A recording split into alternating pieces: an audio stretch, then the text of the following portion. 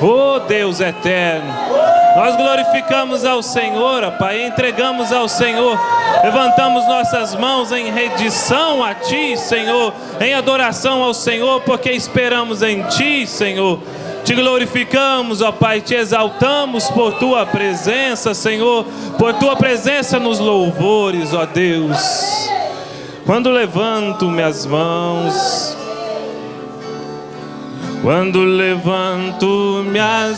começo a sentir Tua unção, que me faz cantar. Quando levanto minhas mãos, começo a sentir o Seu fogo,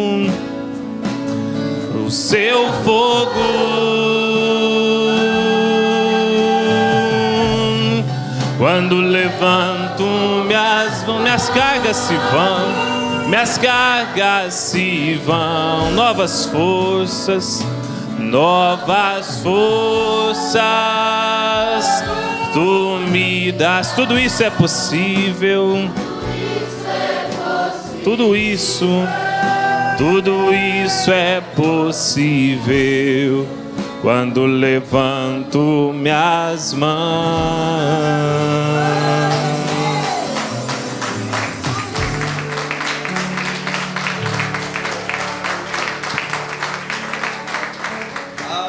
Feche os seus olhos, inclina a sua cabeça.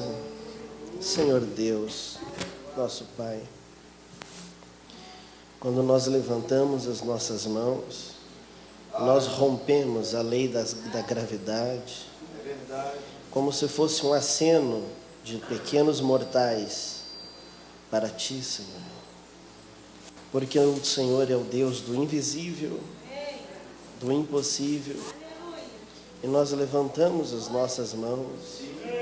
E em nossas mãos trazemos os nossos corações rendidos, pequenos, necessitados, carentes.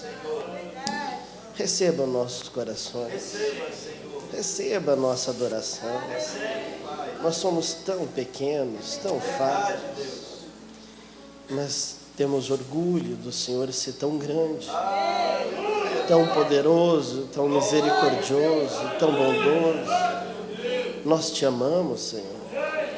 Obrigado por tudo, pelas lutas, pelas bênçãos, pelas dificuldades. Ó Deus, eu peço que o Senhor venha essa noite, abençoe a Tua palavra, abençoe cada coração. Envia o Teu Espírito Santo, repreenda cada espírito contrário à Tua palavra e aos Teus filhos, e que os Teus anjos, eles possam tomar o controle desse culto e manter a ordem, manter tudo no seu devido controle, Senhor. Nós te pedimos em nome do Senhor Jesus Cristo. Amém. Uma boa noite a cada um de vocês. Para nós é um prazer estarmos aqui. Gostaria de convidar vocês a abrir as suas Bíblias no livro de Efésios, capítulo 2. Talvez eu leia algumas escrituras.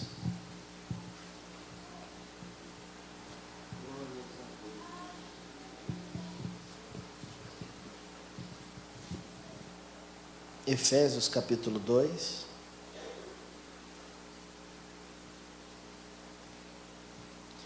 Versículo 4 até o 6.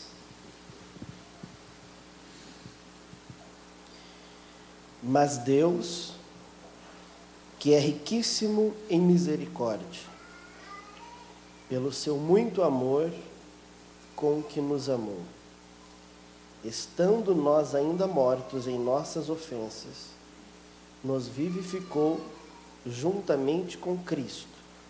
Pela graça sois salvos. E nos ressuscitou juntamente com Ele, e nos fez assentar nos lugares celestiais, em Cristo Jesus. Que Deus abençoe a sua palavra, pode se assentar. Para nós é um prazer estarmos aqui. já transmiti ao pastor Bruno as saudações do pastor Febroni. Ele envia também saudações a vocês, à igreja, aos irmãos. E eu tenho o privilégio, o prazer de estar aqui acompanhado também da minha mãe. Ela não gosta muito de sair de casa, mas dessa vez ela disse sim e nada impediu e a gente está aqui. Amém? E tem sido uma bênção.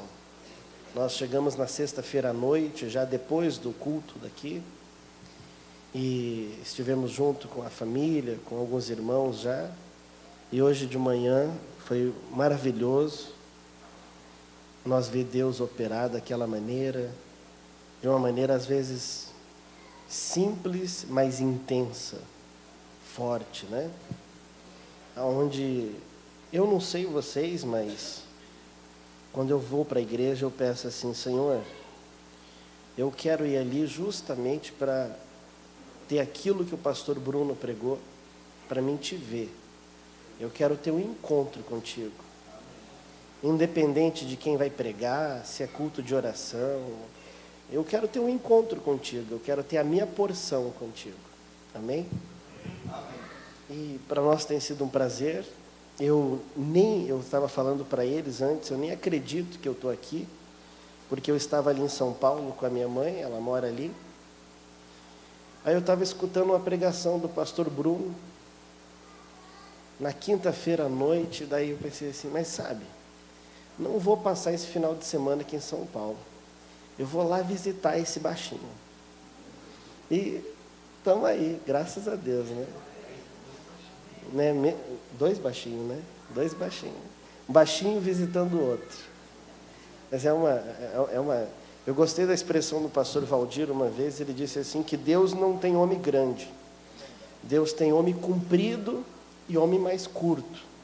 Uns é mais comprido, mais curto, maior, menor, né? Mas graças a Deus estamos aqui.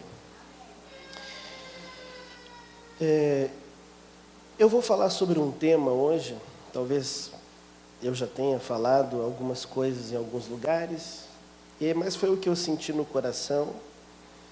E hoje de manhã, ao final da pregação, o pastor Bruno tocou um pouquinho no assunto, aí eu senti mais convicção ainda de dar seguimento.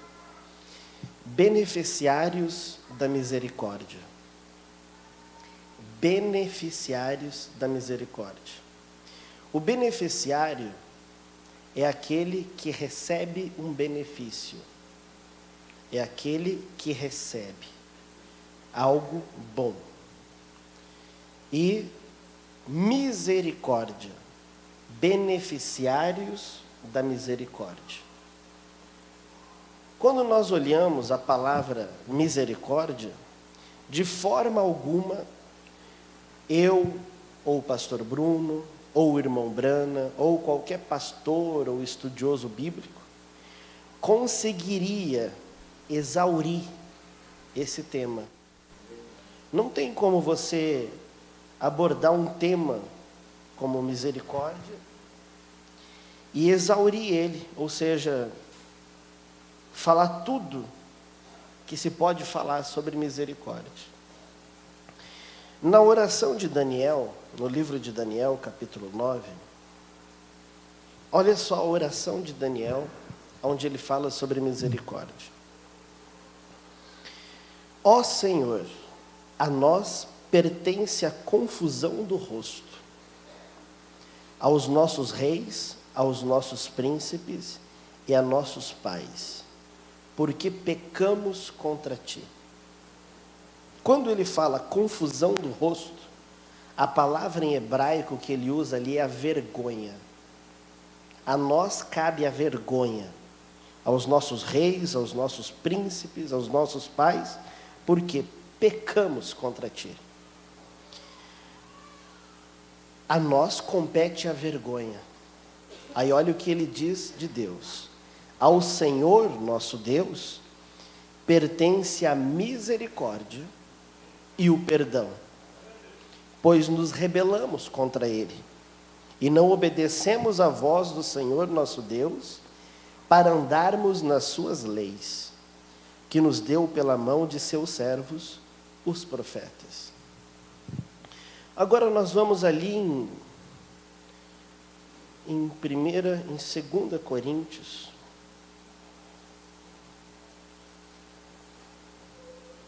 Na saudação de Paulo, em 2 Coríntios, capítulo 1, no versículo 13, ele começa saudando, ele diz assim, exaltando a Deus em sua saudação: bendito seja o Deus e Pai de nosso Senhor Jesus Cristo, o Pai das misericórdias e o Deus de toda consolação. E em Tiago, capítulo 2, no versículo 13, está escrito assim: porque o juízo será sem misericórdia sobre aquele que não fez, ou não teve, ou não sentiu, ou não projetou, ou não refletiu misericórdia. Ponto e vírgula, que significa novo assunto. E a misericórdia triunfa sobre o juízo. Aí você observa: e o juízo será sem misericórdia para aquele que não fez misericórdia. Mas se você fez misericórdia, a misericórdia é maior do que o juízo que haveria sobre ti. A misericórdia triunfa sobre o juízo.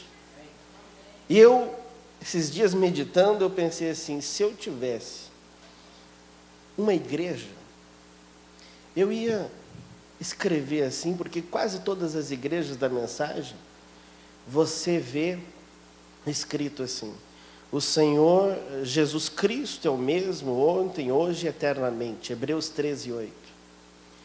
E esses dias eu olhando, pensando, mas se eu tivesse uma igreja, eu ia ter essa escrita em um lado, e do outro lado eu ia ter só o finalzinho desse versículo: e a misericórdia triunfa sobre o juízo. Por quê? Porque a misericórdia é algo que acontece todos os dias nas nossas vidas. Amém. O profeta Jeremias, se eu não me engano, em Lamentações, ele diz que todas as manhãs as misericórdias de Deus é renovada. E sabe como que o irmão Brana pinta esse quadro? Ele diz que pela manhã, tem alguém aqui que acorda às 5 da manhã? Quem acorda às 5 da manhã? 6 da manhã? 7. Antes de você acordar, 4 da manhã, Deus sabe a hora que você acorda. E o irmão Brana diz que antes de você abrir os teus olhos, o Espírito Santo, ele paira ali do lado da cama do filho dele. E ele renova a misericórdia sobre você para mais um dia. Ele renova a misericórdia dele. O irmão Brana lê, as suas misericórdias são renovadas. E ele pinta esse quadro dele ao teu lado da cama, antes do relógio despertar. Antes de você abrir o olho e acordar, ele renovou a misericórdia dele. Quando você levantar amanhã, seja 5, seja 6, às 7, eu acordo e eu penso nisso, falo assim: ele teve misericórdia de mim para mais um dia. A misericórdia é renovada. E nós olhamos, irmãos, e vemos a Bíblia falando sobre misericórdia, e o que vem a ser misericórdia. O que é misericórdia? Sabe o que o dicionário ele diz que é misericórdia? Ele diz assim, que misericórdia é um profundo e doloroso sentimento pela miséria de alguém. É impossível, em outras palavras, haver sentimento de miséria por alguém que não, de misericórdia por alguém que não seja um miserável, que não esteja numa condição de carência de misericórdia. Você só pode ter misericórdia de alguém, aquele sentimento de íntima compaixão, quando aquela pessoa, ela está num estado, numa situação de miséria. Aí não é miséria financeira só, ou miserável em questão de saúde. Há miséria na alma, miséria no coração, miséria nas atitudes, miséria na vida. Aquela pessoa é um miserável. E o irmão Brano, ele diz que a misericórdia, ela compete àquele que está numa situação de poder. Quem tem misericórdia é quem está numa situação de poder, numa situação de controle. E o miserável é aquele que está na situação de olhar para os montes e esperar que dali, em algum lugar daquilo ali, venha o socorro. E isso casa o que o dicionário diz sobre misericórdia tão bem com o ministério de Jesus Cristo para mim e para você, porque quando ele esteve aqui, em Lucas ele diz assim, que ele não veio, se eu não me engano em Marcos ele disse, eu não vim para os sadios, eu não vim para os sãos, eu não vim para os que estão em boas condições, eu não vim para esses, eu vim para aqueles que são miseráveis, que estão doentes no corpo, na alma, no espírito, eu vim para esses. Ele não estava preocupado com aqueles que estão num estado religioso de santidade própria e perfeição. Jesus não estava preocupado com os fariseus, com os sacerdotes, ele estava preocupado com os miseráveis, ele estava preocupado com aqueles aflitos, com aqueles desesperados.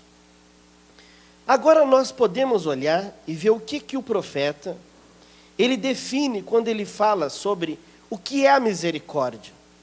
Nós não temos todas as mensagens em português, mas ele pregou 5 vezes sobre o tema conferências e conferência com Deus.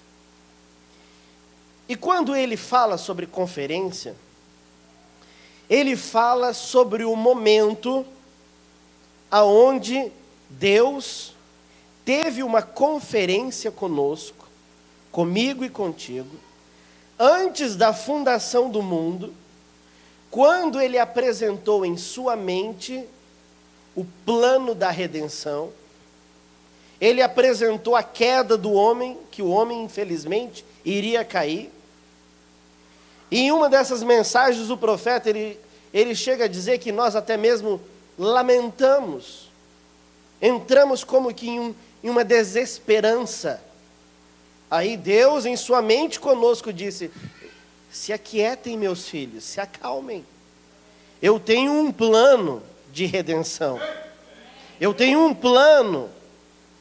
E esses dias, faz talvez uns 6 meses, pouco mais, eu vindo de uma determinada igreja, onde eu estava ministrando, eu estava vindo com o meu filho, o Miguel, e ele me fez uma pergunta, ele falou assim, pai, se Deus, ele conhece tudo, se Deus sabe de tudo, do começo para o final, e ele sabia isso, ele tinha ouvido uma pregação a respeito do assunto, o que o diabo iria fazer com os filhos dele, de Deus, com a minha vida, com a sua vida.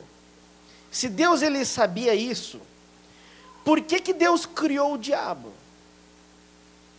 Por que Deus deixou esse bicho existir? Aí, irmão, sabe quando te falta assim a palavra, e de repente a palavra vem na sua boca? Eu falei assim, filho, Deus criou o diabo porque ele não é covarde. Deus, ele olhou e ele viu que ele, dando livre-arbítrio aos anjos e aos homens, o diabo teria em determinado momento aquelas escolhas e aqueles resultados, e como ele atacaria os filhos de Deus, e as tribulações que ele teria, e a luta que o próprio Deus teria em reverter aquilo.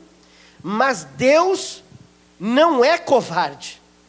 Se ele visse pela sua presciência o que o diabo faria, daí falasse assim, não vou criar esse camarada, ele estaria usando o poder dele de uma maneira covarde, fugindo de uma luta. Deus olhou e ele viu o que o diabo iria fazer, e ele falou assim, eu enfrento essa luta, eu o enfrento. Ele não é covarde. Deus não tem medo. Ele não tem medo das dificuldades que Satanás lançou. Você pode falar assim, você pode ter muitos problemas, como está aqui nesse hino, 1000 problemas. Mas aonde que você está sentado hoje? Em lugares celestiais. Por quê? Porque Deus não é covarde. Ele não desistiu da luta. Ele não desistiu de nós. E naquela mensagem, conferência, nessas mensagens, fazendo de uma maneira um compêndio, o profeta, ele dramatiza, ele mostra o que aconteceu, como que a misericórdia surgiu. E ele olha e ele diz que Deus estava apresentando o seu plano, mostrando o seu plano. E tudo, irmãos, que nós temos nessa Bíblia, o centro da Bíblia é Jesus Cristo. Nós somos cristocêntricos. Nós somos Cristo, é o nosso centro, é o nosso alvo, é a nossa base, é o nosso telhado, é a nossa parede. Cristo, nós somos cristocêntricos. Então tudo que nós olhamos na palavra, nós devemos olhar como tendo Cristo no centro. Por que eu digo isso? Porque o profeta, ele faz às vezes algumas figuras de linguagem, ele utiliza algumas figuras, que se você não entender que Cristo é o centro, você desce de nível e até pode pensar, ele está falando de uma pessoa, de outra pessoa e de outra pessoa. Não. São ofícios, são momentos e são expressões diferentes, até como pregou o pastor Bruno hoje de manhã, Deus se apresentando de maneira diferente, mas sendo sempre o mesmo Deus. Aí então estava naquele momento ali, Deus, apresentando o seu plano, e ele disse, não, meus filhos, eu tenho um plano, olha só, eu sou amor, e eu provi para vocês um cordeiro. Eu provi para vocês um cordeirinho. Aí o irmão Brana diz que ali surgiu aquele cordeirinho. E aquele cordeirinho inocente, ele dará a vida para resgatar vocês.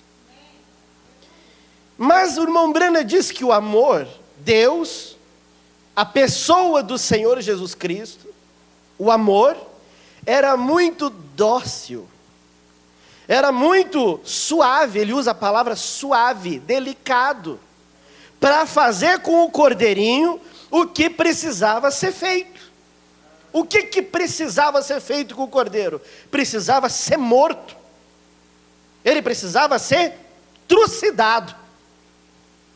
Mas o amor era muito dócil, muito suave.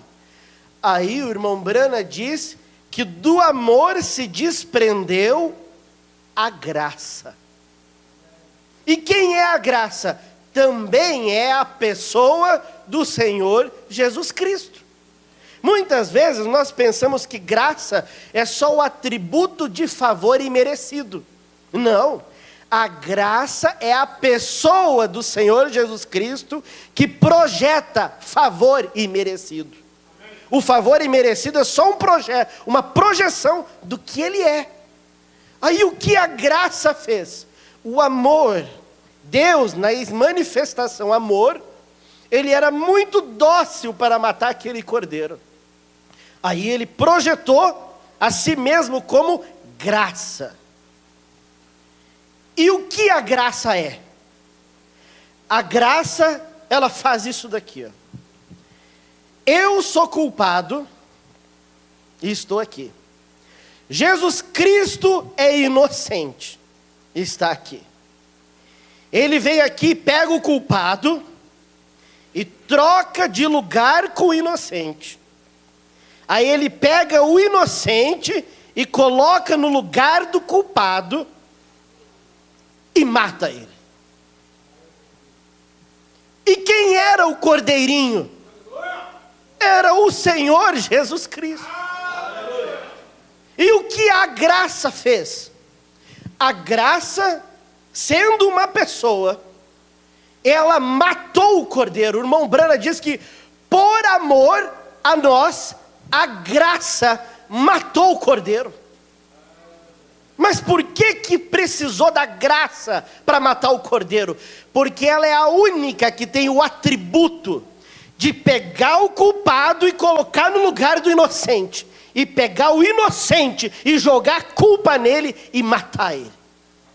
É a graça que fez isso comigo, contigo, com o pastor, com cada cristão. A graça trocou você de lugar com Jesus. Aí você observa que essa graça, ainda ela precisava atingir os filhos, as filhas. E então se desprendeu da graça um braço, diz o profeta, que se chama misericórdia.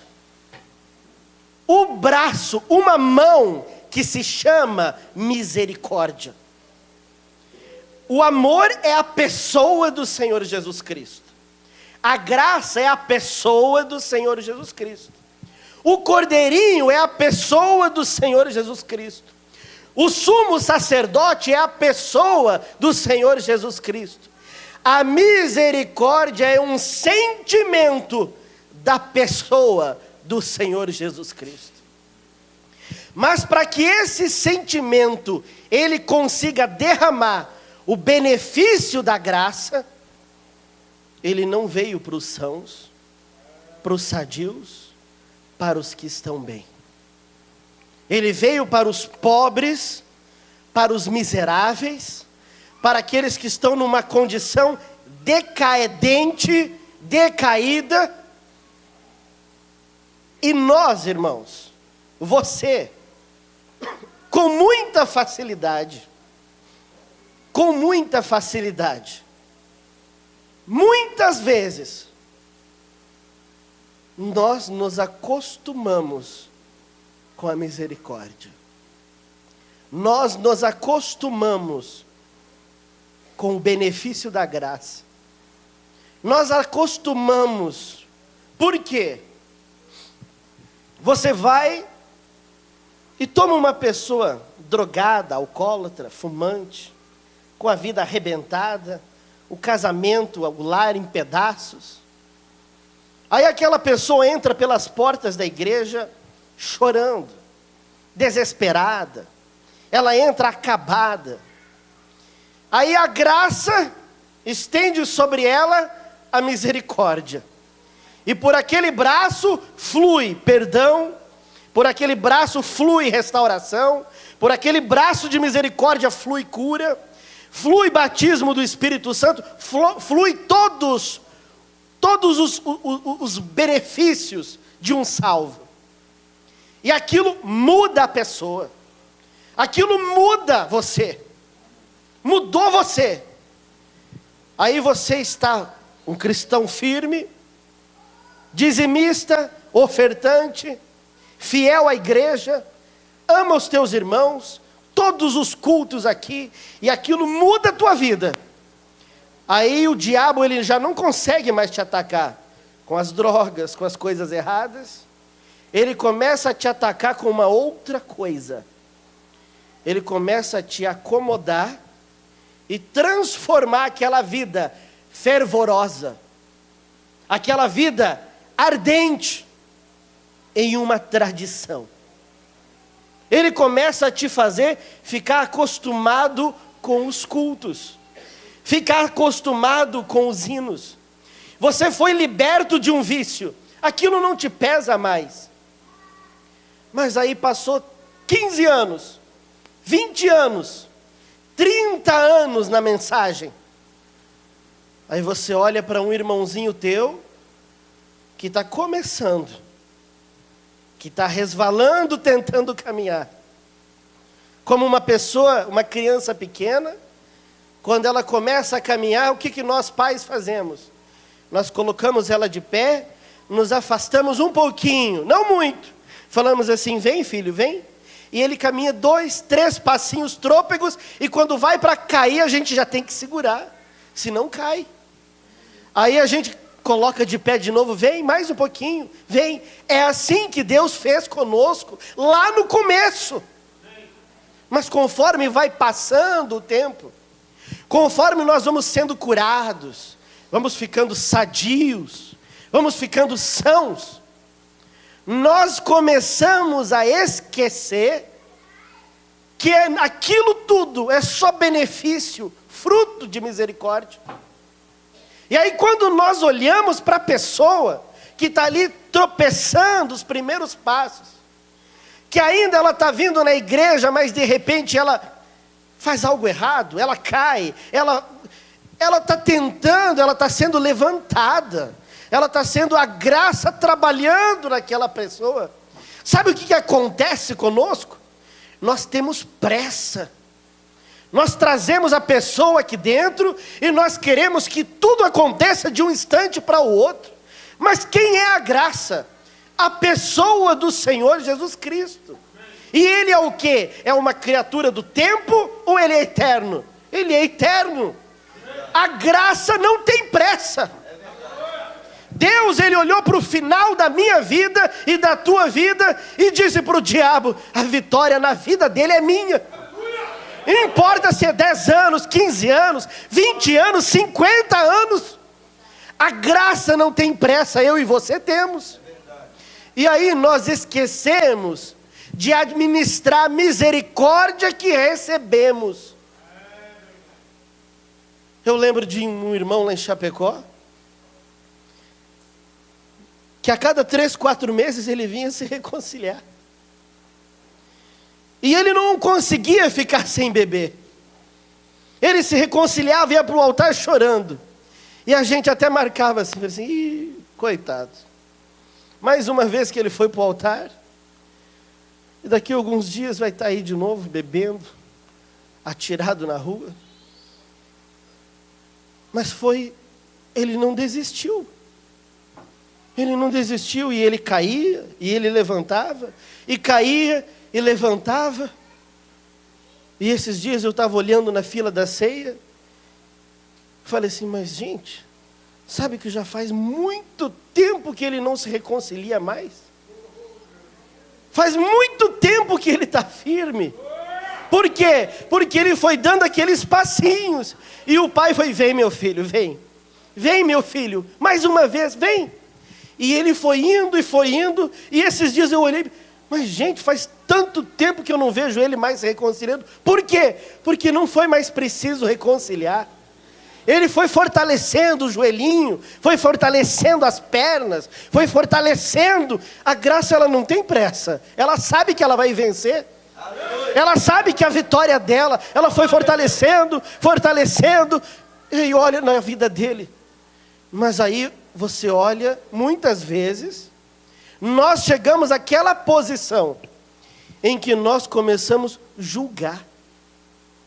E você pode ter a certeza, irmão, do momento em que você caiu da graça, em que você foi solto pela misericórdia. Em qual momento, irmão Neville? No momento em que você se achou mais do que um miserável. Não importa se tem 10 anos, ou 50 anos, ou 100 anos de fé. No momento em que você deixar de exclamar o que Paulo exclamou, miserável homem que sou, quem me livrará do corpo dessa morte? Você caiu da graça. Ou Paulo não tinha o Espírito Santo, Ou ele não era revestido e revestido do poder de Deus? E ele ainda clamava: miserável homem que sou. Não importa o tempo em que você estiver. E esses dias, eu até vou ler aqui, eu achei uma pequena poesia de um escritor anônimo. E aqui no escritório algo simplesmente me fez ler ela de novo e desejar ler para vocês. O título dela é Não Julgues. Não critiques o homem que tropeça, que vai mancando, arqueado, a não ser que conheças as suas dores, ou já tenhas carregado o fardo que ele carrega. Pode ser que haja calos em seus pés, que ele não mostrou a ninguém. Ou quem sabe, o seu fardo, o fardo dele nas tuas costas, não te faria tropeçar também? Não zombes do homem que está caído, a não ser que o mesmo golpe já tenha te atingido. Ou que conheças a humilhação que só conhece quem já caiu. Talvez seja forte, você, né? Mas quem sabe, se o inimigo viesse te atacar da mesma forma, nas mesmas circunstâncias, tais golpes não te derrubariam? Não apedrejes o homem que pecou, como se fosses incapaz de errar, a não ser que tenhas total certeza de seres perfeito em teu andar. Se o tentador viesse sussurrando, como fez com teu irmão, será que tu, às vezes descuidado, não cairias na mesma transgressão? Quando eu esqueço da misericórdia, quando eu esqueço de onde eu vim, quando eu esqueço da onde Deus me tirou, ao que Deus já fez comigo na minha vida, quando eu esqueço de dar o valor àquele quartinho das dores, daquela mulher rica, que ela tinha aquele quartinho, aonde quando ela estava desanimada, ela entrava, e ela renovava as suas forças, e quando a empregada entrou achando que era grande tesouro, ela viu enxada velha, uma cama de campanha, colchão de palha, e ela não entendeu. Aí ela disse: patroa, eu entrei no seu quarto, me desculpe, mas eu não entendo como você pode entrar no lugar daquele e sair dali renovada. E ela disse: acontece que aquele quartinho, ele me faz eu lembrar aonde que eu estava e aonde Deus me tirou. Eu e você precisamos de ter um quartinho desse, para nós entrarmos de vez em quando e termos um tempo de recomeço, um tempo de contato com o nosso começo. Olha o que Deus disse para Davi: da onde que eu te tirei, pastorzinho? Lá de trás da malhada, cuidando das ovelhas do teu pai. E agora, em outras palavras, você acha que você é alguma coisa? Muitas vezes, nós fazemos, irmãos, dentro da igreja, isso, com os nossos irmãozinhos, com as nossas irmãzinhas. A igreja, ela é um quartel contra o inimigo, não é uns contra os outros. Aqui dentro, para nós, para mim, para você, ela é um hospital. É onde eu venho e sou renovado. É onde você vem e você é curado. Não é um lugar aonde eu entre, aonde eu venha para sair dali machucado. Deus, o Espírito Santo, ele não machuca ninguém. Ele não fere a pessoa. Quando ela é ferida, quem fere somos nós. Aí você pode observar o que o profeta diz. Ele diz que Deus, antes da fundação do mundo, ele tinha um álbum de família. E naquele álbum de família, ele tirou uma foto minha no meu melhor. Ele tirou uma foto sua no teu melhor. num corpo eternamente jovem, glorificado. Ele tirou uma foto sua e colocou você ali no álbum de família. O outro nome para esse álbum de família que nós temos na Bíblia se chama o livro da vida do Cordeiro. Você tem 30, 40, 50 anos de fé. Talvez o teu irmãozinho tenha 1 ano só, 6 meses, 1 mês. Mas lá naquele álbum de família, a foto dele está do lado da sua. Deus colocou a foto dele, pobrezinho, pequenininho, fraquinho, mas lá no álbum de família, ele também está num eterno 18, 20 anos, em um corpo glorificado. Quem sou eu para julgar? Quem sou eu para dizer, para isso ou dizer aquilo? E muitas vezes as pessoas usam, assim como o diabo usou,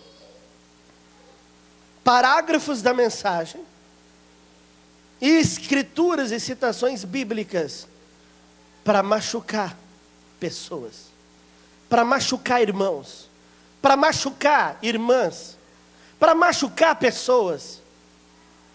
Eu gosto muito de uma frase que eu li esses tempos atrás, diz assim, ó: não se torne a arma que te feriu. Não se permita, se você já foi ferido, se você já foi humilhado, se você já foi pisado, não se torne aquilo que já te feriu.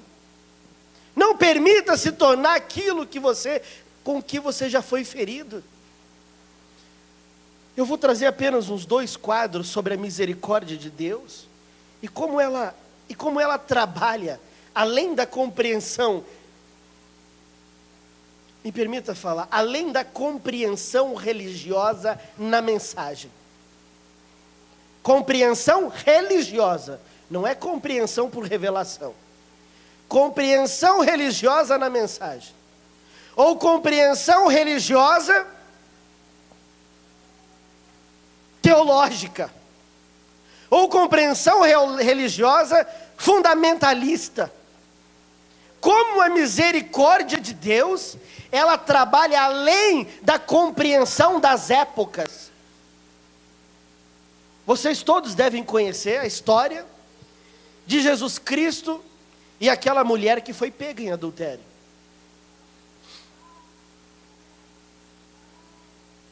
Ela estava no próprio ato do adultério. Talvez o marido e algumas outras pessoas, desconfiando daquela situação, tivessem preparado para que ela caísse naquilo, para que ela cedesse e fosse tomada por aquilo. E eles estavam como que uns inimigos à espreita, só esperando que a consequência da sua estratégia desse resultado, para pegar ela em adultério. Por quê? Porque a lei de Moisés, palavra de Deus, dizia que ela tinha que ser morta. E morta, apedrejada. Aí de repente, ela foi pega, o marido apareceu, já com sacerdotes, com os fariseus, já agarraram ela ali, talvez seminua, e já saíram com ela arrastando pela rua. Ela, pega em adultério, conhecedora da lei, no momento em que ela foi pega em adultério, você pode imaginar aquela mulher, sabendo que ia ser morta, sendo puxada por aquela turba, ela gritava: misericórdia, me perdoa, querido, misericórdia, tenha misericórdia de mim, me perdoa. Mas naquela turba, naqueles religiosos, não havia misericórdia. Não se permitam, irmãos, serem tão religiosos a ponto de não ter misericórdia. E aí eles pararam no meio do caminho, e um fariseu falou com outro sacerdote ali: espera aí, aqui não está aquele profeta de Nazaré, aquele Galileu, aquele tal chamado Jesus, que ele diz que ele é antes de Abraão, que ele levanta mortos e ele cura doentes, e que dizem que ele é filho de Deus, outros dizem que ele é o Messias. Ele não está por aí pregando o amor. Vamos fazer uma pegadinha com ele. Ela tem que ser morta pela lei de Moisés, isso é pacífico entre nós. Vamos levar para ele e ver o que ele vai dizer a respeito dela. Pegaram ela e continuaram a arrastar ela. Foram até na reunião de Jesus. Foram até onde Jesus estava pregando.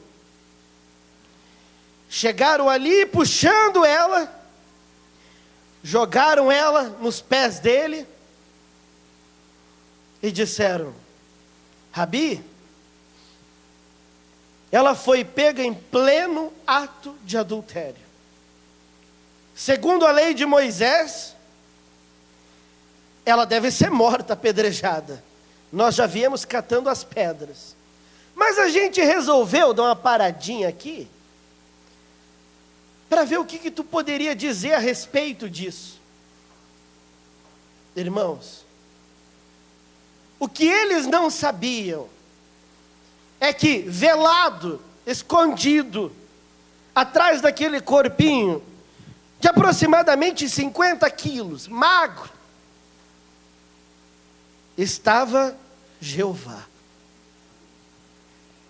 O Deus que criou as estrelas e as galáxias, que nós ouvimos hoje, ele estava ali escondido na plenitude da sua divindade, na plenitude da sua potência, com todo o seu poder, a sua onisciência, a sua presciência, a sua onipresença, sabendo de tudo. Eles não sabiam quem Jesus era, mas Jesus ali no culto, pregando, ensinando, o ponteiro do relógio, como pregou lá em Betim, estava se alinhando nele. Esse é o momento quando a turba trará uma das minhas filhas, que estava no álbum de família um dia, e o relógio estava chegando perto. A turba chegou e jogou ela aos pés dele. Se você carrega na tua vida um erro, uma fraqueza, uma marca, uma ferida, que te faça continuamente ser jogado ou se jogar aos pés de Jesus, agradeça por isso. Talvez você um dia vai chegar do outro lado, olhar para aquela fraqueza, olhar para Jesus e dizer: obrigado por ter me deixado com aquilo, porque era aquilo que me fazia orar mais, era aquilo que me fazia buscar mais. Aí ele olhou para ela, ele sabia quem ela era, ela não sabia quem ele era. E eles disseram: ela pecou, o que você vai fazer? O que você diz? Jesus, sendo a palavra viva, ele não podia ir contra a palavra. Jesus, sendo a palavra de Deus, não poderia anular o que Moisés escreveu. E quando Moisés estava escrevendo: não adulterarás, quem estava escrevendo em Moisés? O mesmo que estava ali olhando para aquela adúltera. Mas ele não teve medo de escrever: não adulterarás, mesmo ele sabendo que um dia uma adúltera seria jogada aos pés dele. Porque a palavra diz que ele é a porta. A palavra diz que quem passar por aquela porta se salva. E eles pensaram que estavam jogando ela em um cantinho, encurralando ela. Eles estavam colocando ela na frente da porta. Existem problemas e situações que você precisa passar para que aquilo te lance, te jogue na frente da porta, na frente do escape. É aquilo que te joga lá. E ele, enquanto escrevia ali, não adulterarás, ele não teve medo, porque ele não é covarde. Ele é dono da sua palavra. E ele não podia quebrar sua palavra. Ele não podia romper a sua palavra. Ela adulterou, ela teria que morrer. Mas, e eles achando que tinham colocado o Criador de tudo em um canto, encurralado ele teologicamente. Aí você sabe o que Jesus fez? Ele se abaixou e ficou escrevendo na areia. A Bíblia não diz o que ele escreveu, mas talvez ele tenha escrito, ou feito talvez um rabisco, ou um desenho. Eu estou aqui, minha filha. Você não sabe quem eu sou, mas você já esteve comigo antes da fundação do mundo. Não tenha medo. Eles te trouxeram ao lugar certo.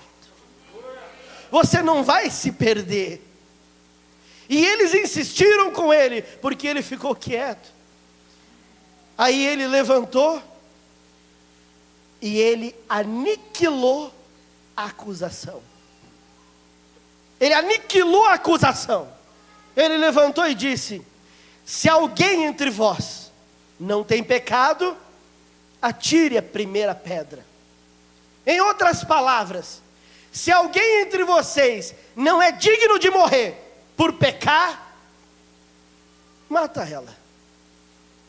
Pela lei, ela seria julgada e condenada por causa da testemunha, da acusação. O Ministério Público, o promotor, os promotores estavam ali acusando ela.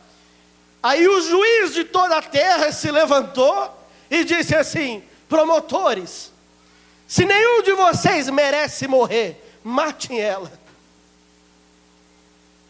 Ele não quebrou a lei de Moisés, ele aniquilou a acusação, ele tirou a acusação. E Paulo diz que ele cravou a cédula da acusação no Calvário. Aquela nota que dizia culpado, ele deixou no Calvário a cédula da acusação. Um por um foi deixando as pedras cair, e foram saindo. De repente ele olhou e não tinha ninguém, não tinha mais acusação. Se não tem acusação, não tem pecado. Daí ele falou assim: onde é que estão os promotores?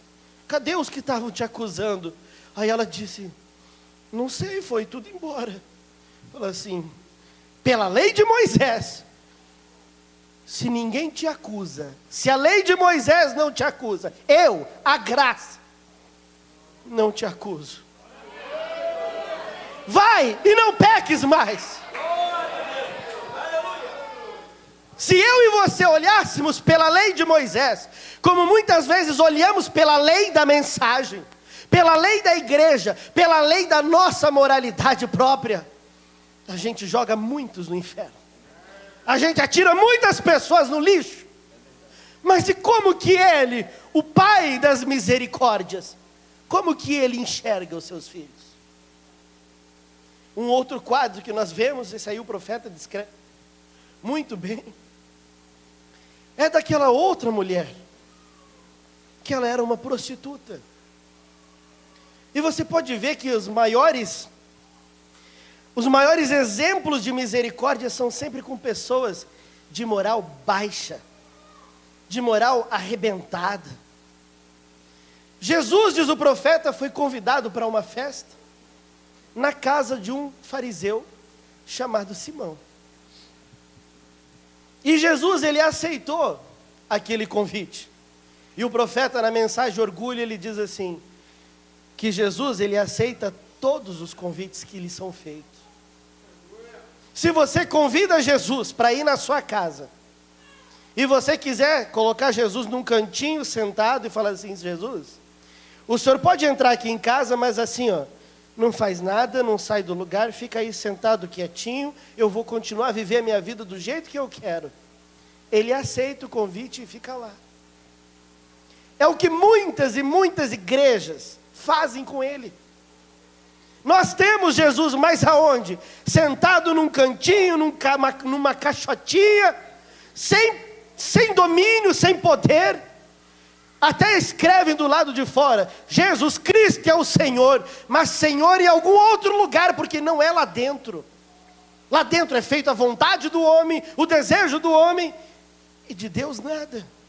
Mas o profeta diz que ele é humilde, ele aceita o que eu e você oferecemos. Você pode imaginar Deus aceitando o convite daquele homem? Eu vou. E o profeta diz, o que tem um fariseu querer se relacionar com Jesus? Sabe para que ele queria Jesus? Ele queria Jesus para ser o bobo da festa. Ele queria Jesus para fazer chacota de Jesus. Ele queria Jesus simplesmente para espisotear Jesus. E Jesus aceitou. Mas ele, o Deus onisciente, sabia que naquela festa, ele encontraria mais uma. Ele encontraria mais uma das suas filhas.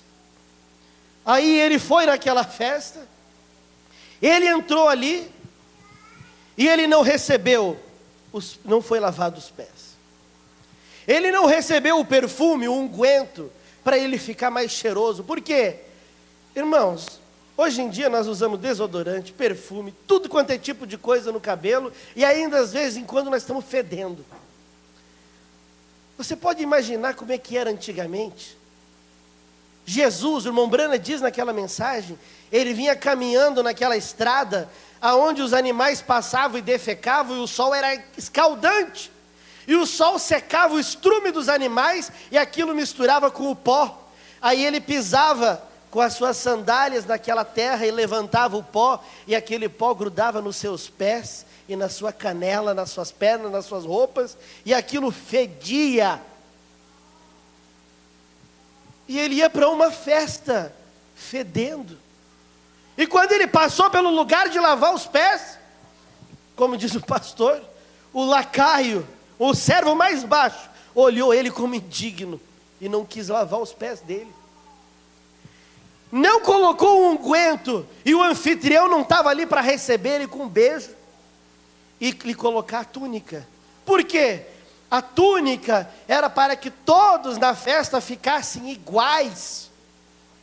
Porque uns eram mais ricos, outros mais pobres, aí aquilo dali deixava todo mundo no mesmo nível, sem ficar constrangido.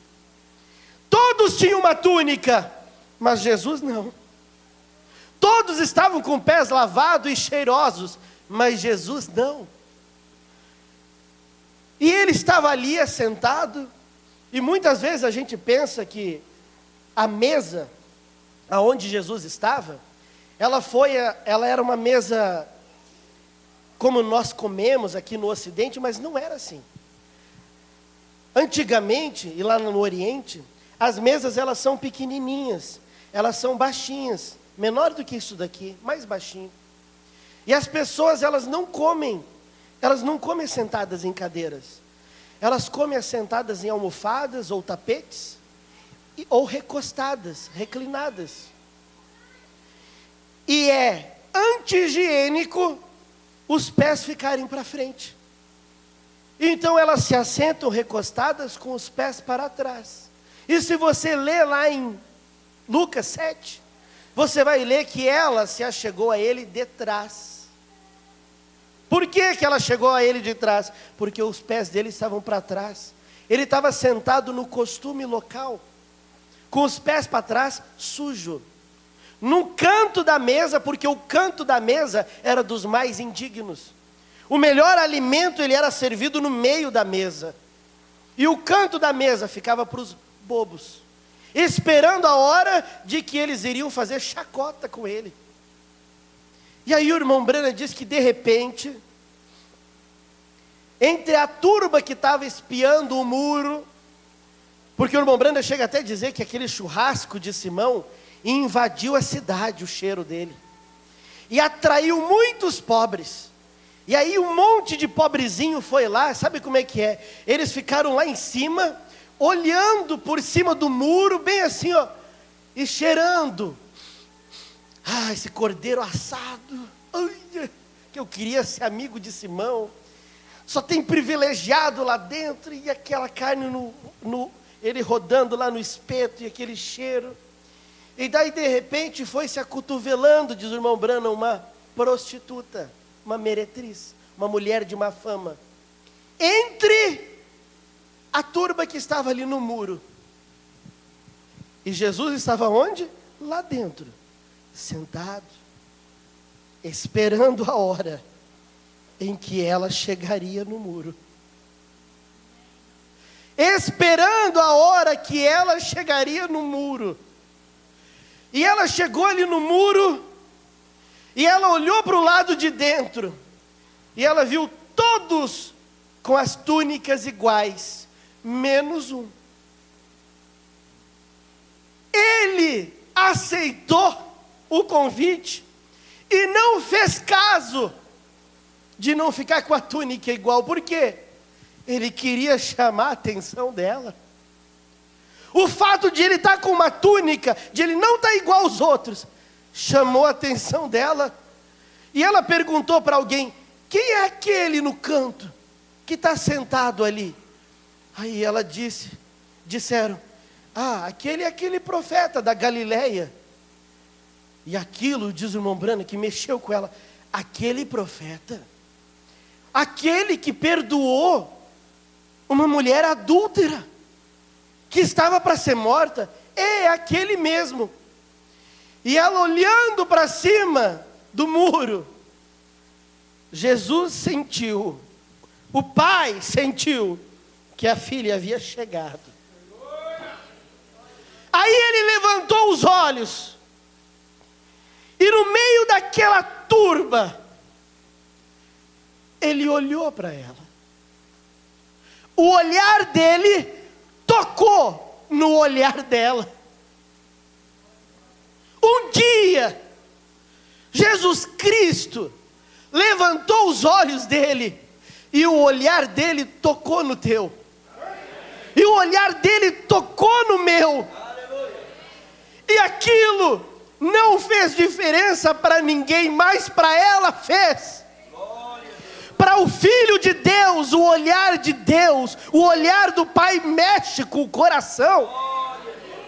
Aí de repente, ela pegou e ela não sabia o que ia acontecer. Ela começou a tremer, a estremecer, e ela falou assim: ele é o profeta, ele pode perdoar os meus pecados. Se ele conseguiu encontrar um caminho de escape para aquela mulher, ele vai encontrar um caminho para mim. Aleluia. E ela falou assim: mas eu não posso aparecer na frente dele desse jeito. Ele é um profeta de Deus. Eu não posso chegar na frente dele de qualquer maneira. Eu não posso chegar com as mãos vazias. Aí ela olha para a sua vida. O que ela tem? Pecado. Aí ela lembra do quarto, aquele quarto onde ela recebia os clientes. Embaixo do colchão, ela tem lá uma sacola de moedas, que é resultado do quê? Do pecado. E não é aceito na Bíblia dízimos, nem ofertas de criação de cães, nem de prostituição. E ela só tinha aquilo para oferecer. Espera aí, mas não foi o mesmo Deus que escreveu a palavra? Jesus, ele recebe o que você tiver. Ela tomou aquelas moedas e correu lá no perfumista, correu ali naquela farmácia, vamos dizer, e ali estava aquele homem já fechando as portas, o irmão Brana diz, e ela diz assim: eu quero um perfume. Ele falou assim: não, nós já estamos fechando. Aí ela joga a bolsa com as moedas em cima da mesa, e o profeta diz que aquele homem de nariz adunco e afunilado, escuta o tilintar das moedas, e ele diz: ah, sim, o que você deseja? Fala assim: eu quero o perfume mais caro que você tiver. O melhor, o que for o mais excelente. Daí o profeta, ele diz assim, que muitas vezes nós olhamos para a nossa própria dignidade e não vemos nada de bom em nós, e nós pensamos que não temos nada que Deus queira conosco, e nós esquecemos que a base do relacionamento dele para conosco não é no que nós temos, mas é no que nós somos. O que eu sou? Você é meu filho. O que você é? Você é filha dele. A base do teu relacionamento não é no que você tem, no que você fez ou no que você faz, é naquilo que você é para ele. Você está no álbum de família dele, e ele se propôs a não te perder. Aí ele olha para aquilo, ela olha para aquilo dali, ele entrega um vaso de alabastro com um nardo dentro, e ela corre em direção a Jesus. Ela chega correndo em direção a ele, e entra naquela festa. O irmão Brana diz que não sabe como que ela fez para entrar ali dentro. Talvez pelos portões do fundo ela foi se esgueirando, e ela entrou dentro do recinto, aonde estava sendo dada a festa. Irmãos, não importa o preço que você tenha que pagar, não importa a vergonha que você tem que passar, não importa nada, quando o olhar dele mexe com o teu coração, quando o homem ensanguentado, com as vestes ensanguentadas, ele cruza o teu caminho, aquilo mexe contigo, e não há nada que você não faça. E o irmão Brana diz assim: não havia nada que pudesse impedir ela de chegar aos pés de Cristo. E ela foi indo, e indo, e indo. E aí você pode imaginar ele assentado no cantinho. Ele sabia que ela estava chegando. Ele era onisciente. Ele estava ali sendo desprezado, fedendo. E o profeta disse que ela chegou, e ela chegou nele por detrás dele, e ela olhou aqueles pés sujos, e ela se ajoelhou no chão, e ela começou a chorar. Ela começou a chorar, lágrimas de arrependimento de uma vida que ela havia vivido, mas ela não queria aquilo. Lágrimas de arrependimento por algo que ela era para a sociedade, mas ela não queria ser aquilo. E o irmão Brana diz que Deus abriu nos olhos dela duas fontes de lágrimas, e ela chorou as lágrimas nos pés de Cristo, que era para ter sido lavado com a água de Simão.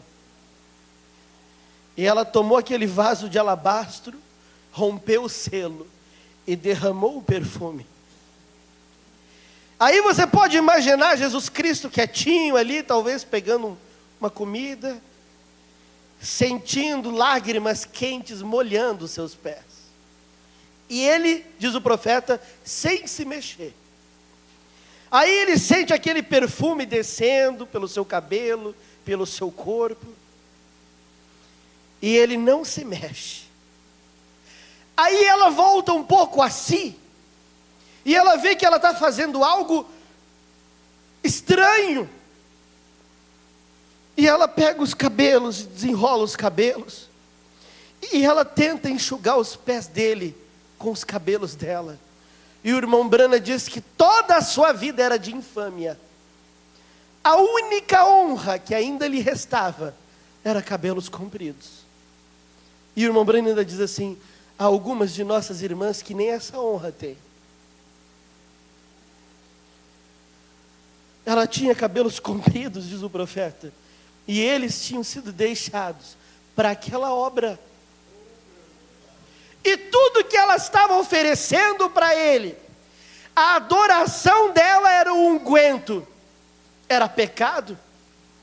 As lágrimas dela de arrependimento, o irmão Branham diz que era a água mais pura que se poderiam ser lavados aqueles pés. E ela estava ali, e o irmão Branham diz que o único medo que ela tinha era que ele recusasse ela. Era que ele recusasse o que ela estava fazendo. Aí de repente, Jesus se levanta,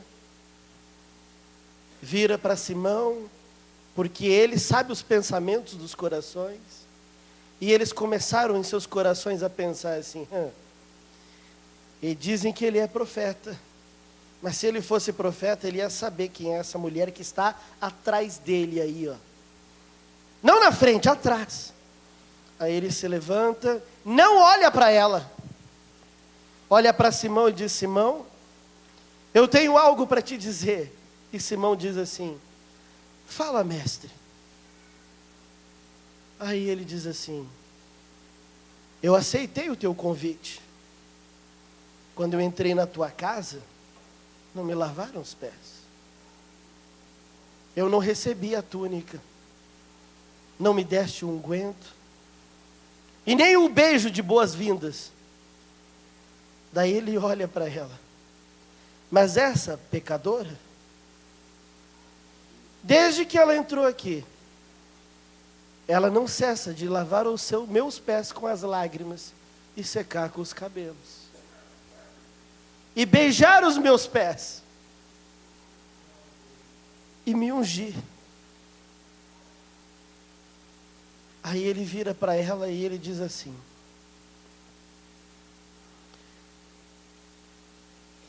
os teus muitos pecados te são perdoados. A tua fé te salvou.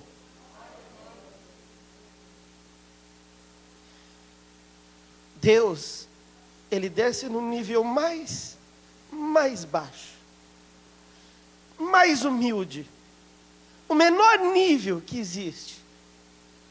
E Ele protege aqueles que são dele. Muitas vezes, nós não temos a real noção do que é que acontece todos os dias no trono de Deus. Você não tem uma noção. Você não sabe o que está acontecendo, talvez nesse momento. Mas continuamente existe um trono de juízo e misericórdia, que ele é renovado por você. E ele funciona mais ou menos assim. Num tribunal, ali nesse tribunal, em qualquer tribunal do júri, você pode ver que em primeiro lugar, fala a acusação. Aqueles que acusam são os que falam primeiro. E naquele tribunal do júri, o promotor, ele fala. Aí o promotor, ele tem lá, eu vou pegar esse cenário aqui. O promotor, ele começa a falar. Aqui está, você coloca o seguinte, ó. Aqui está o trono de Deus. Ali está você sentadinho, eu e você, somos réus. E aqui está a acusação. E a acusação está aqui contra mim, e ela não está com um massinho pequenininho de folhas, não. E a acusação é o diabo acusando. E ele chega diante do trono de Deus, e ele acusa, e fala. E depois que ele termina a parte dele, ele vai para entregar o livro da acusação no trono do juiz. Só que depois que a acusação fala, quem é que fala? A defesa fala. E ali no lugar da defesa, quem é que está no lugar da defesa? O nosso advogado, o Senhor Jesus Cristo.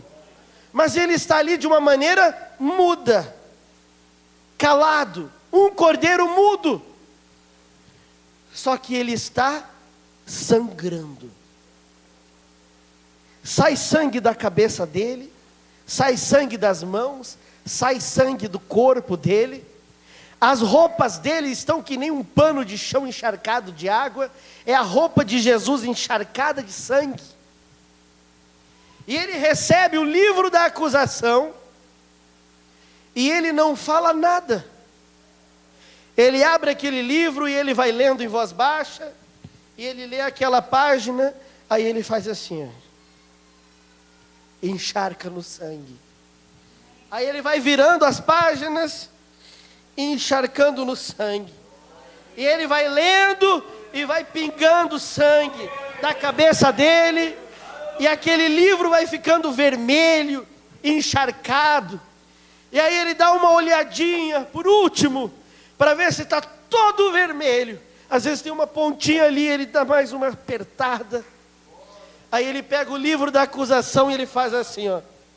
Ele não leva para o trono de juízo. Ele sobe o tribunal e ele se assenta no trono. Com essa o diabo não esperava. Por quê? Se o nosso advogado também é o nosso juiz, a nossa causa está ganha.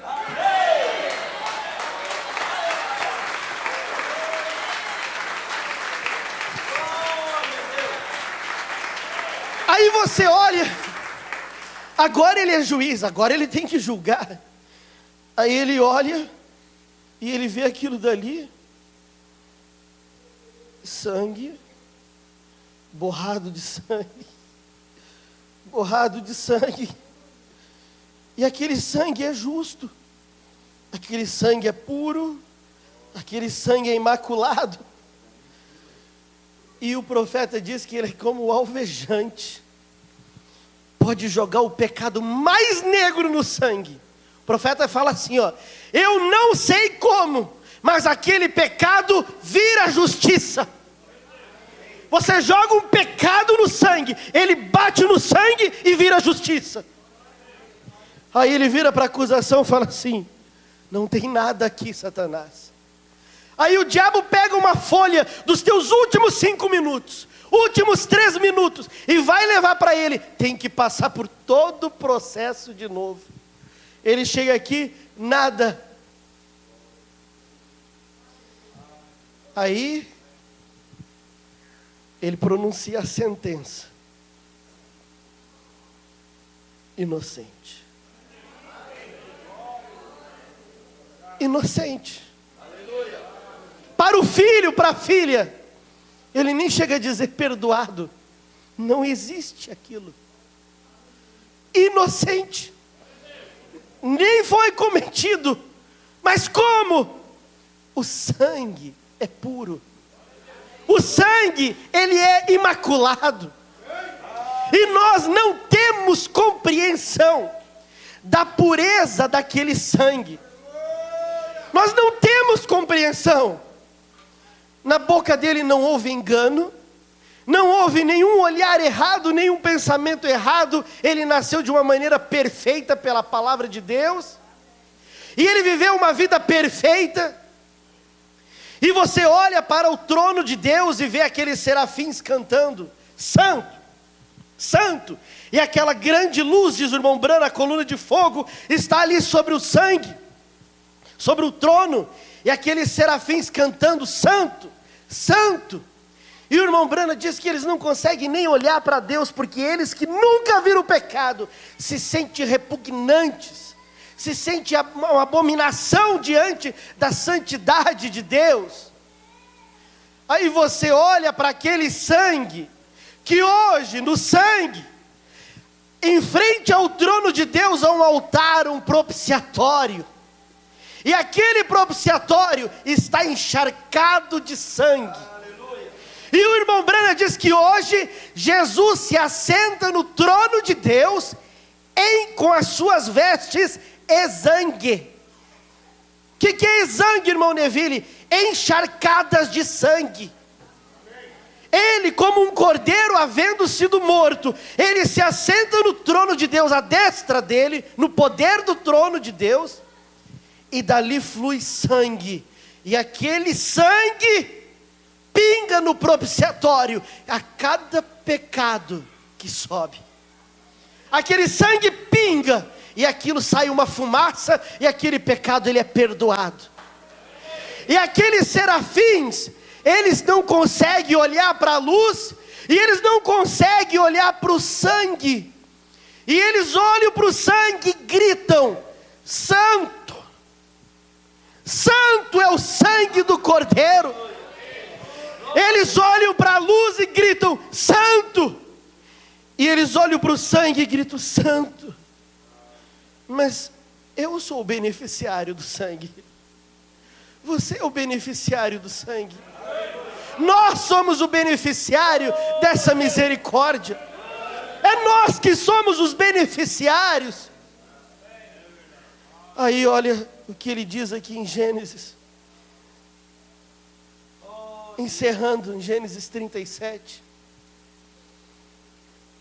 Como que nós somos substituídos na visão que Deus tem de nós. Em Gênesis 37, ali está a Bíblia dizendo assim, ó: estas são as gerações de Jacó. Jacó era um tipo da graça. Aí ele fala sobre a perfeição. Ele fala sobre José. Estas são as gerações de Jacó, 2 pontos. Sendo José de 17 anos, apacentava as ovelhas com seus irmãos. Jacó era a graça, era o manquinho, era o errado. Jacó sou eu. E quando eu sou apresentado diante de Jesus, quando você é apresentado diante de Jesus, diante de Deus, quem que ele vê? Jesus Cristo. Ele diz assim: estas são as gerações de Jacó. Sendo José de 17 anos, apacentava as ovelhas com seus irmãos, e começa a falar a história de José. Naquele dia, sabe o que vai acontecer? O meu nome vai ser chamado, diz o profeta. O teu nome vai ser chamado. Mas você sabe o que vai acontecer?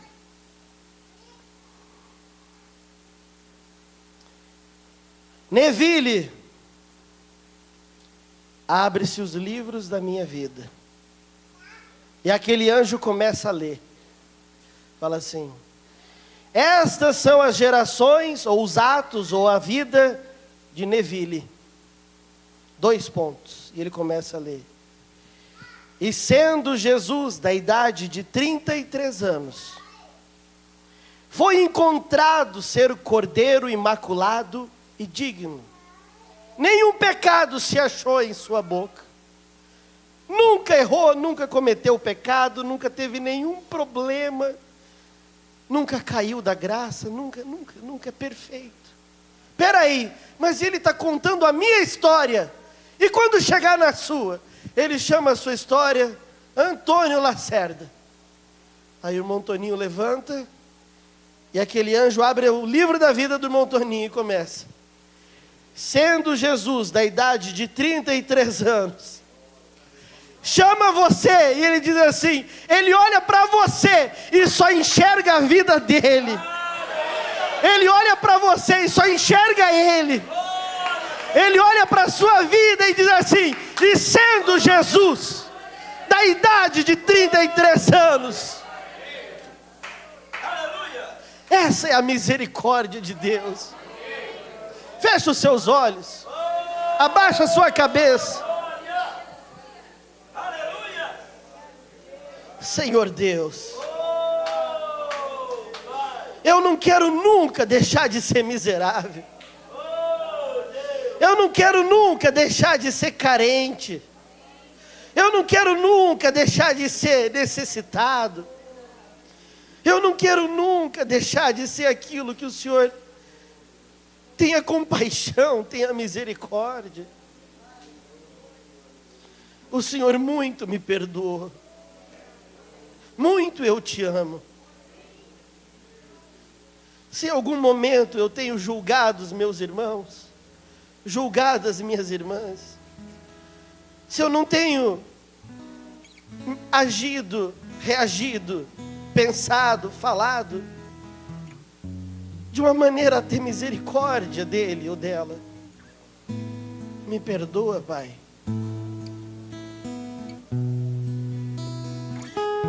Eu recebi misericórdia um dia. Nós recebemos misericórdia um dia. Que essa mão, que esse braço de misericórdia nunca saia de cima de nós. Porque nós somos necessitados.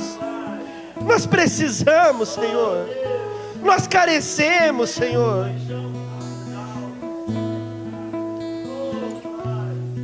Às vezes nós estamos um tanto ressequidos. Não estamos mais orando como orávamos. Não estamos mais dando a importância que nós dávamos.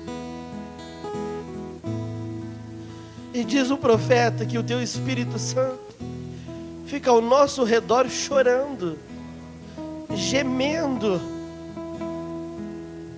Meu Deus, perdoa os nossos pecados, perdoa as nossas atitudes erradas contra nossos irmãos. Não nos retire debaixo dessa misericórdia. Se algum irmão, alguma irmã que tem errado contra o seu irmão, que ele possa olhar com olhos de amor, de graça, e não lhe atirar pedras ou tentar lhe enterrar com uma pá, mas que possa oferecer um braço, uma mão, um ombro. Senhor Jesus, eu te peço que o Senhor venha nesse momento e que o Senhor troque aquelas partes duras dos nossos corações por algo de carne. Muda os nossos corações, Senhor. Mesmo nós seguindo na mensagem do teu profeta, nós ainda olhamos e estamos tão longe dele, dos exemplos que ele nos deixou. Não conseguimos amar os nossos irmãos como a nós mesmos, quanto mais como o Senhor nos ama. Arranca de nós o nosso espírito religioso, o nosso espírito igrejeiro. Nós não somos uma denominação, não somos um grupo, uma seita. Não temos regulamento interno, nós temos as tábuas de pedra da tua palavra no coração.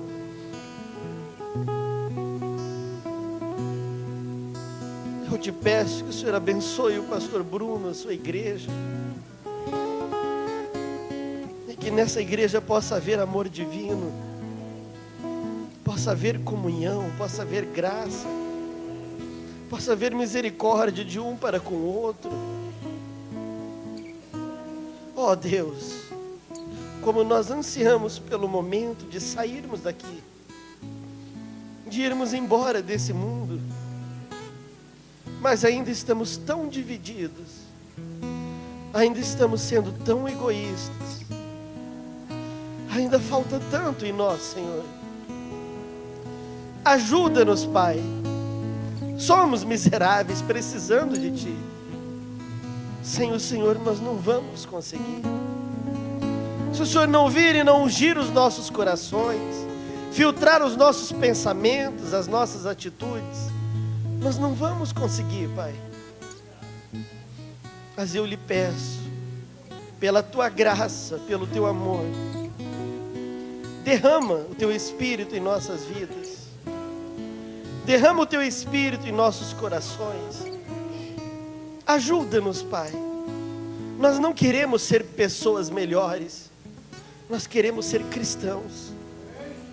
Nós não queremos ser melhores cidadãos. Nós queremos ser teus filhos. Eu te peço, Senhor, que o Senhor possa vir. Plante no coração de cada pessoa aquilo que ouvimos essa manhã, aquilo que ouvimos essa noite, e nos ajude em mais um período de caminhada. Em nome do Senhor Jesus Cristo, eu te peço. Permaneça com a sua cabeça inclinada, seus olhos fechados, enquanto eu chamo o pastor para a sequência. Tu és fiel, Senhor. Muito te agradecemos nessa noite pelas tuas ricas bênçãos que foi derramada sobre nós. Obrigado pela tua graça. Você pode dizer isto? Obrigado pela tua graça, Senhor. Obrigado por eu ser um beneficiário de tua graça. Pai, eu te amo. Você pode dizer isso? Senhor, eu te amo, Senhor. Eu não tenho palavras para te agradecer, palavras para descrever, palavras para explicar o que é essa tão grande e maravilhosa graça. Nunca nos deixe sair de debaixo deste manto, desta cobertura, dessa túnica, Senhor, que a tua graça tem preparado para nós. Que a graça agora mesmo cure, que ela agora mesmo liberte, que ela agora mesmo possa repousar sobre todos aqui nessa noite, para que saiam por essas portas, Senhor, se sentindo realmente alguém que se beneficiou dessa soberana e inexplicável graça, graça maravilhosa, graça do Senhor. Pai, que o anjo do Senhor acampe ao redor de cada um dos meus irmãos, e que as bênçãos do Senhor possam acompanhá-los. É impossível estar em tua graça e essas coisas não seguir. Que isso possa acompanhar a tua igreja, Senhor. Em nome de Jesus Cristo, é a nossa oração. Amém. Fé. Tenha fé. Fé nessa graça, fé nesse favor imerecido de Deus para conosco é o suficiente. Maneira madura, equilibrada de relacionar com o Evangelho, a mensagem, a graça, te faz embora abençoado nesse momento. A palavra, ela é toda completa, toda abençoadora, tem tudo aquilo que nós precisamos. Falar da graça é uma coisa incrível, mas por mais que falemos, jamais vamos conseguir descrever. Não haverá grandes revelações que possam descrever o que significa a graça. O pregador, o orador, nós podemos usar poesias, ilustrações, escrituras, parágrafos, declamações e tantas coisas, mas ainda assim nós vamos ter apenas uma fração diminutiva do que é a graça. Nós não vamos conseguir enxergar ainda a exatidão, a profundidade, a dimensão que é a graça. Eu acredito que quando chegarmos ali, nós vamos ter uma visão mais perfeita, mais exata do que realmente foi a graça. Agora nós sabemos quão valiosa ela é e o quanto ela tem nos feito bem, mas falta vocabulário, falta palavras humanas, falta palavras no nosso vocabulário humanas para poder tipificar. O irmão Brando disse, eu diria maravilhoso, sublime, grandioso, excelso, supremo. Ele disse, tudo isso é o que o nosso vocabulário pode nos dar, mas nada disso ainda descreve. Nada descreve. Mas em Cristo Jesus nós estamos desfrutando desse gesto maravilhoso do Pai para conosco, que é o seu amor, que é a sua misericórdia. Vamos ficar em pé, irmãos. Deus abençoe o irmão Neville, que nos trouxe essa mensagem, que nos faz valorizarmos mais quem nós somos. Gostoso isso. E estas são as gerações de Jacó, sendo José da idade de 17 anos. Muito bom.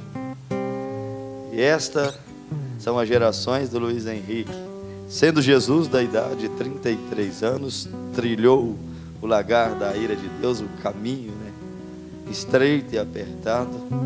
Muito glorioso isso, saber que no juízo, saber que diante do trono de Deus, se você fosse ser chamado ali para ser julgado, o seu nome seria chamado, mas o Cordeiro é que se apresentaria. Como Daniel Cury, Pai, ele permaneceu na terra por mim, eu permaneço aqui por ele. Ele não se envergonhou de mim, eu não me envergonho dele.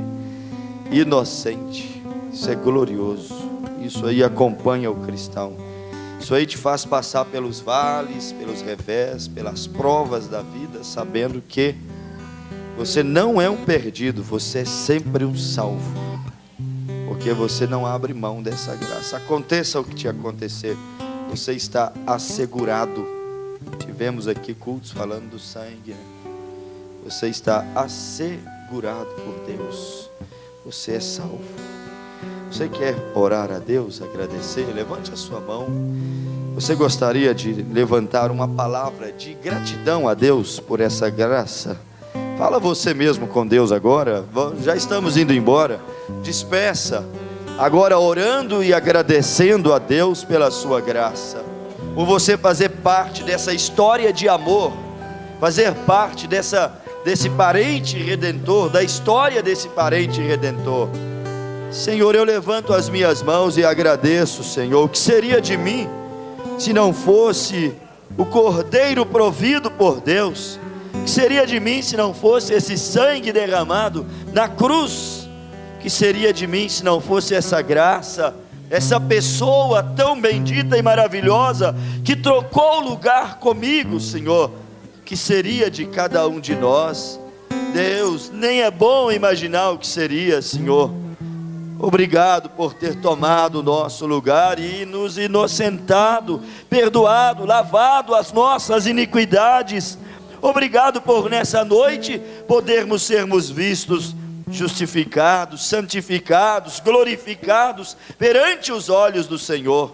Obrigado por saber que nenhuma condenação há para aqueles que estão em Cristo Jesus.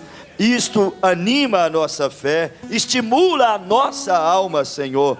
Gratidão em nosso coração é o que nós trazemos diante de Ti nesse momento, em nome de Jesus Cristo. Nunca nos deixe perder esse sentimento tão glorioso que é a gratidão por Tua infinita graça, Tua eterna graça, Tuas misericórdias, que sobre nós elas jamais terão fim. Que assim sejamos todos abençoados, em nome de Jesus Cristo. Amém, Jesus. Amém. Deus vos abençoe, saúdem uns aos outros e leve essa mensagem de Deus no seu coração. Graça é graça. Graça dispensa comentários. Graça não tem explicação. Graça é somente tendo uma experiência com ela, para você ter uma pequena visãozinha do que ela realmente significa. Vai embora abençoado, curado, restaurado, revigorado em nome de Jesus Cristo. Amém.